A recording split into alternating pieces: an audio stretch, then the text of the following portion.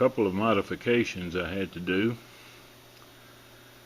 One is where this mounts on the firewall, there is a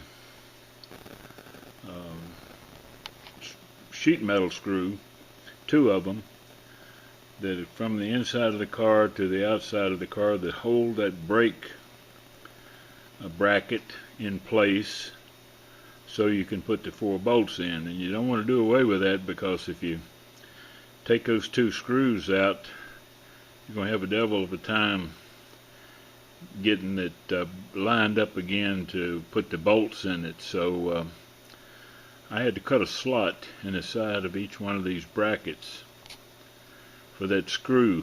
It just presses against the side of there just enough that the 2 holes won't line up. There you can see those 2 sheet metal screws that hold that brake bracket inside, and so that the 4 bolts will line up.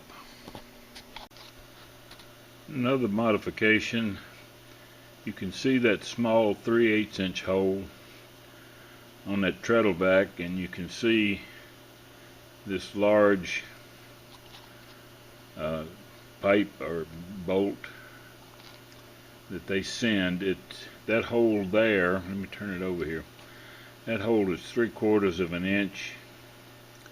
If you leave a little plastic bushing in there, it's a 1/2 inch. So I found a spacer or a bushing on eBay that will fit in here, and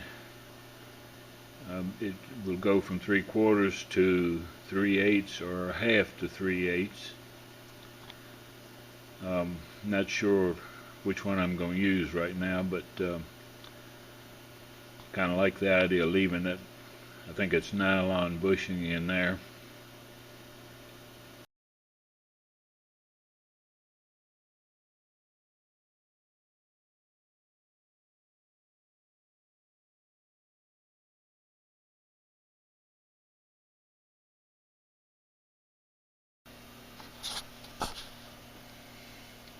Now the brackets are in.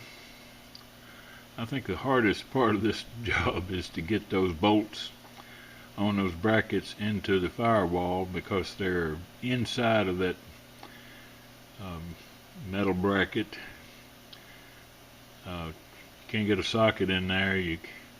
Ratchet wrench is too thick, it won't go in there.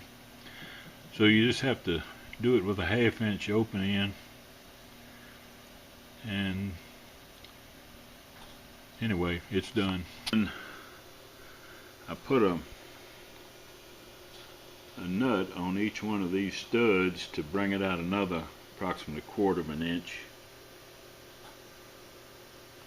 So I'm going to try that to see if that will get the length right.